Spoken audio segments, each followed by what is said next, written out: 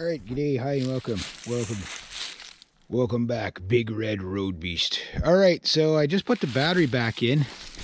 It died when over the winter, I was starting it, and then one day it was really cold, and I didn't start it for a couple of days, and the battery was too low. So we're gonna find out. Oops. Speaking of batteries, first start up of the spring, whether I just checked the oil and all that.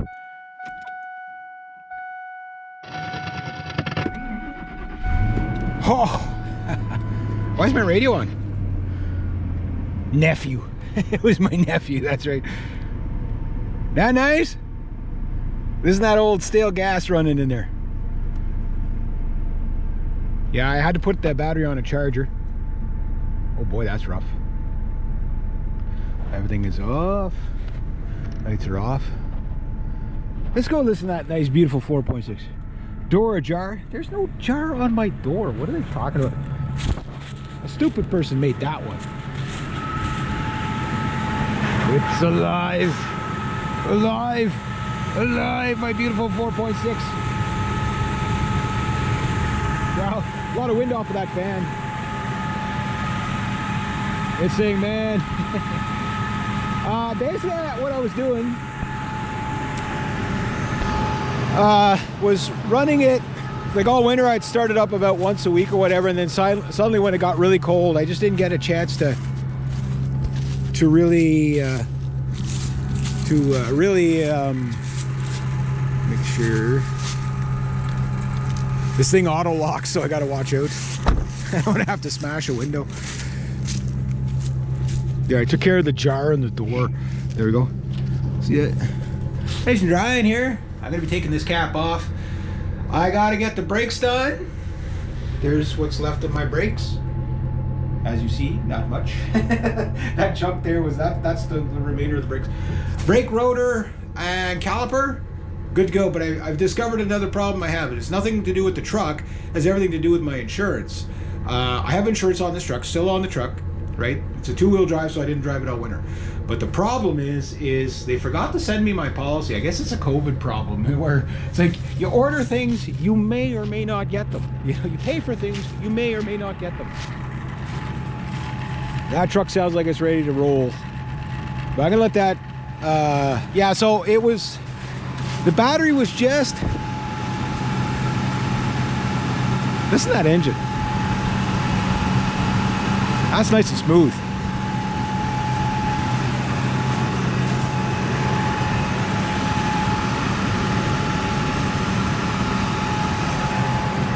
It's like not even 2 minutes, it's already starting to run smooth. I guess like the old gas and the injectors are kind of a little bit cruddy.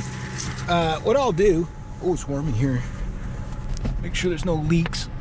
This thing holds up pretty good. Like my uncle took pretty good care of this thing. But what I'm gonna do is I'm just gonna let it run for 20 minutes or so. I've got almost a full tank in here. Don't just, I'm not going anywhere. Don't start. The truck's mad at me for like, you left me all winter in the field. There was 4 feet of snow around me, now there's like 5 feet of snow on top of me, and you just left me here to die. But it's living now, it's alive. And okay, yeah, so this truck is about to go to work severely.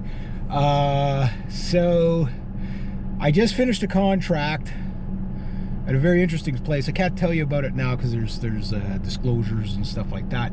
But when it gets revealed, it's very cool. Shut up! That's the one thing I hate about this truck. Two things: auto locks and that. It's like, shut up. Even my nephew will sit there, shut up. I hate that. If I can find the fuse, if I can find the sensor, I'm pulling it. I'm freaking pulling it. But this truck, the cap has to come off of it because this thing is going to go to work big time. Probably end of April. So it's now April 3rd. The battery in this was new about 2 years ago or whatever. My uncle said, well, it's not new, but he bought it about 2 years. Shut up!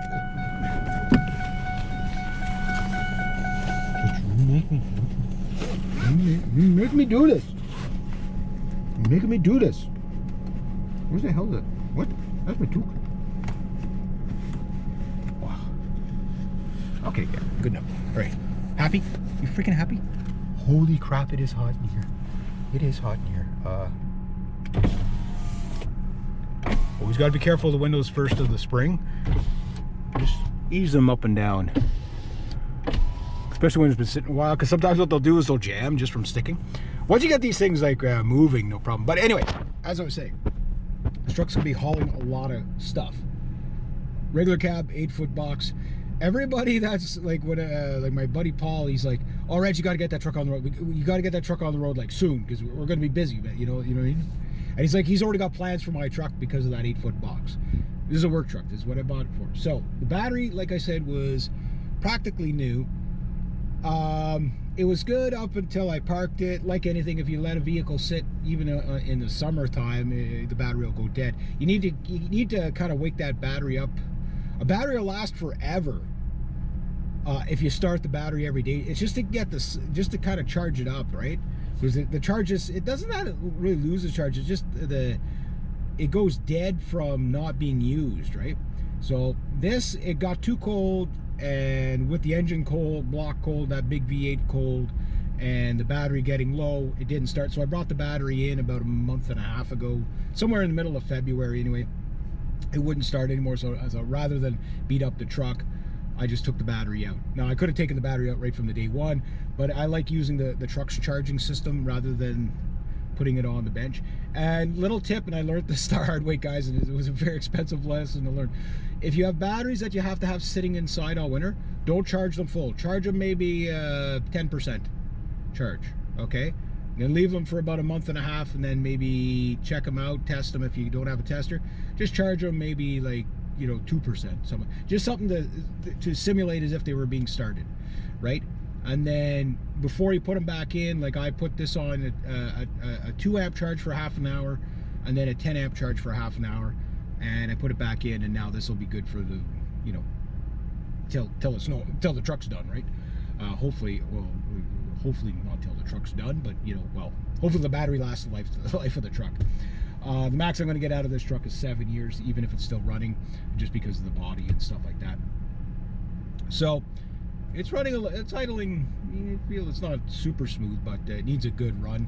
I got to get the brake thing done. Once I get the brake thing done, that's hopefully Monday or Tuesday or Wednesday, because Monday's Easter.